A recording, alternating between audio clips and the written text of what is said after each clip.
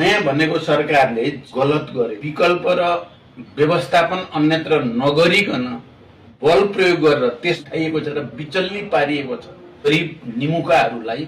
यसको पाप त यो सरकारलाई कहीँ न कहीँ गएर लाग्छ। यो कुरा साँचो हो। बालेन सरकारले राम्रोसँग व्यवस्थापन नगरेर सुकुम्बासीहरूलाई हटायो, तर हल्का फुल्का व्यवस्थापन गरेकै हो।